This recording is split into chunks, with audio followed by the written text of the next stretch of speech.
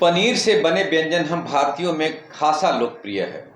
घर की बात हो, शादी विवाह की बात हो, यदि पनीर से बने व्यंजन ना हो तो समझ लीजिए कि थाली अधूरी है। होटलों या रेस्टोरेंट में जब हम टेस्ट बदलने जाते हैं खाने का, तो वहाँ भी हमारे पहले डिमांड होते हैं कि पनीर से बने व्यंजन ऑर्डर किए जाएं।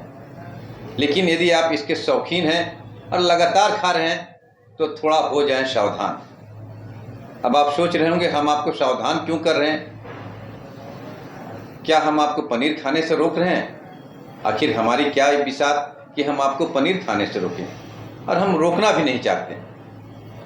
लेकिन बीइंग अ वेल विशर कम से कम आपको आगाह तो अवश्य कर सकते हैं, और समझ लीजिए हम आपको आगाह ही कर रहे हैं। पिछले 2-3 महीनों में कुछ स्थानों पर घटी कुछ घटनाओं का हम जिक्र करना चाहेंगे। पहला है गोरखपुर, जहां छापेमारी कर नकली पनीर बनाने के एक बड़े फैक्ट्री का उद्भेदन हुआ। और पनीर कैसे वहां बनाए जा रहे थे, आप सोच कर आश्चर्य करेंगे। सिंथेटिक दूध का यूज किया जाता था, पाम ऑयल का यूज किया जाता था, केमिकल्स का यूज किया जाता था, और H2SO4 जैसे रसायन उपयोग में लाए जा रहे थे। दूसरा मामला अहमदाबाद, जहां छापेमारी कर लगभग 1500 किलोग्राम नकली पनीर के खेप पकड़े गए थे। और अब झारखंड की बारी है। झारखंड के हजारीबाग में 2 गाड़ियों से एक बड़ी खेप पकड़ी गई। लगभग 4000 किलोग्राम नकली पनीर हजारीबाग और रांची की बाजारों में खपाने के लिए लाया जा रहा था। जाहिर सी बात है, पुलिस और प्रशासन को पहले से इसकी जानकारी थी, और देर रात छापेमारी कर दोनों बसों से इसे जब्त किया गया। ऑन द स्पॉट इसकी जांच की गई और पाया गया कि सभी पनीर नकली हैं, उसे डैमेज कर दिया गया। लेकिन अब ये कई सवाल खड़े करते हैं। सवाल ये है कि क्या यह खेप पहली बार आ रहा था? आखिर यह खेप आता कहाँ से है? पनीर का इतना बड़ा खेप कहाँ से लाया जाता है? सवाल ये है कि क्या यह अंतिम खेप था? और सवाल ये है कि आखिर नकली पनीर के धंधे करने वाले सलाखों के पीछे आते क्यों नहीं? आखिर ये डरते क्यों नहीं है? इन्हें किसी बात का डर क्यों नहीं रहता? सीधी सी बात है, इसका सीधा प्रभाव हम और आप पर पड़ने वाला है, क्योंकि ये राजधानी के बाजारों में खपाए जाते हैं। और बात तो ये भी सामने आ रही है कि हर 2 से 3 दिनों के बीच में बसों के माध्यम से इसे पटना के मनेर से लाया जाता था। और सिर्फ हजारीबाग और रांची की नहीं, जब यहाँ यह खेप आता था, नकली पनीर यहाँ पहुँचते थे, तो जाहिर सी बात है राज्य के कई जिलों में भी यह जाता होगा, और कहीं ना कहीं हम और आपकी थालियों तक पहुँचता होगा। और जब नकली पनीर हम खाते रहेंगे तो उसके कई दुष्प्रभाव पड़ते हैं। अगर हम तात्कालिक दुष्प्रभाव की बात करें तो पाचन के जो सिस्टम है वो खराब होते हैं, पेट में दर्द शुरू हो जाता है, उल्टी होती है, दस्त होते हैं। तो लॉन्ग टर्म अगर इफेक्ट की बात करें तो हमारे शरीर के अंग, चाहे वो किडनी हो, चाहे वो लीवर हो, चाहे वो हार्ट हो, उस पर भी उसके दुष्प्रभाव देखने को मिलते हैं। कैंसर जैसी बीमारियां नकली पनीर के लगातार सेवन से होती हैं, क्योंकि हम असली पनीर तो है नहीं, तो हम रसायन का उपयोग करते हैं, तो हमारे शरीर को डैमेज करता है। अब सवाल ये उठता है कि क्या यह जितना नकली है या फिर जितने जो मिलावट है वो सिर्फ पनीर तक ही सीमित है, या फिर अन्य पदार्थों में भी यह देखने को मिलता है? अभी आम के मौसम है, आम का सीजन चल रहा है। अब आम आप खरीदने जाएं तो वहाँ पाएंगे कि उसे कार्बाइड से पकाया जा रहा है, जो रंगीन रसायन है, जो लिक्विड फॉर्म में होता है, उसके माध्यम से पकाए जा रहे हैं। तो कहीं ना कहीं वो हमारे और आपके स्वास्थ्य को दुष्प्रभाव डालता रहता है। FSSAI ने भी एक निर्देश हाल के दिनों में जारी किए हैं कि कई ऐसे पदार्थ जो कि 100% शुद्धता की बात करते हैं, वो ऐसा ना करें, क्योंकि इससे भ्रम की स्थिति पैदा होती है।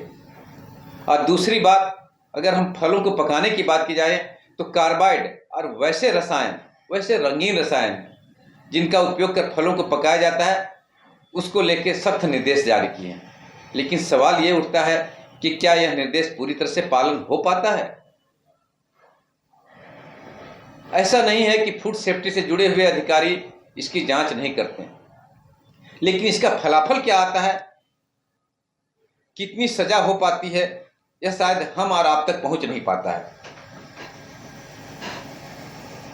अब ऐसे में सरकार के लिए यह चुनौती बन जाती है कि आखिर रोके तो रोके कैसे।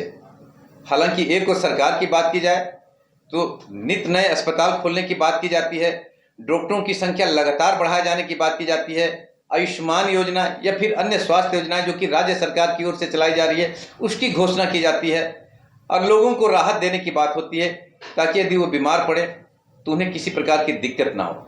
निश्चित रूप से यह बेहतर प्रयास अवश्य कहा जा सकता है, लेकिन इससे भी बड़े प्रयास अब ये होंगे कि फूड सेफ्टी के लिए सरकार को विशेष प्रावधान करने की जरूरत है, विशेष ध्यान देने की जरूरत है।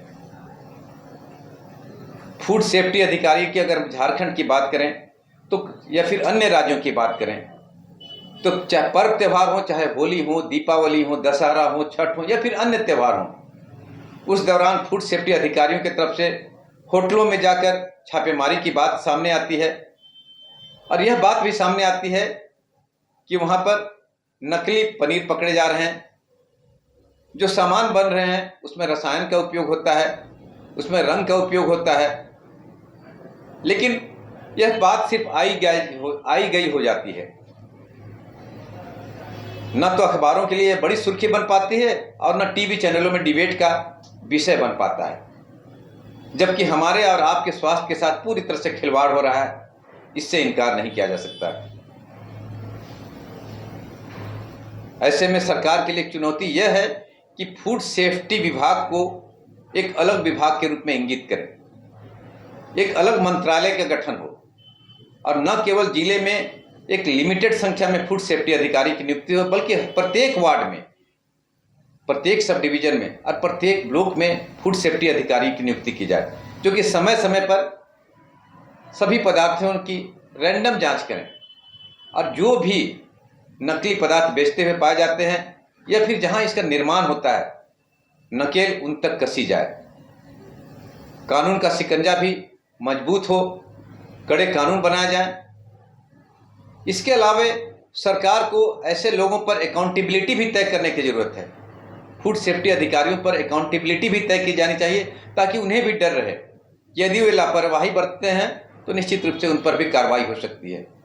आम जनता को भी विशेष रूप से जागरूक रहने की जरूरत है। All the glitters are not gold, यानी सभी चमकने वाले चीज सोने नहीं होते। हमें देखना होगा कि ऐसा कौन सा सामान है जिसमें मिलावट हो सकती है, हम उसकी परख करने की कोशिश करें। हम ये नहीं कह रहे हैं कि आप पनीर ना खाएं, लेकिन पनीर वैसे स्थानों से लें जो कि विश्वसनीय हों, अपने घर पर बनाएं या फिर FSSAI से जो ब्रांडेड हों। इन तमाम चीज़ों को देखने के बाद पनीर खाएं, लेकिन सतर्क अवश्य रहें ताकि आपकी सेहत से खिलवाड़ ना हो। और सरकार को भी विशेष रूप से मॉनिटर करने की जरूरत है ताकि लोगों की सेहत से आने वाले समय में कोई नकलची या कोई मिलावटखोर खिलवाड़ ना कर सके। आज हमें दीजिए इजाजत, अगली बार ऐसे ही किसी ऐसे मुद्दे को लेकर सामने आएंगे जो कि आपके सेहत से जुड़ा है, जन सरोकार से जुड़ा है।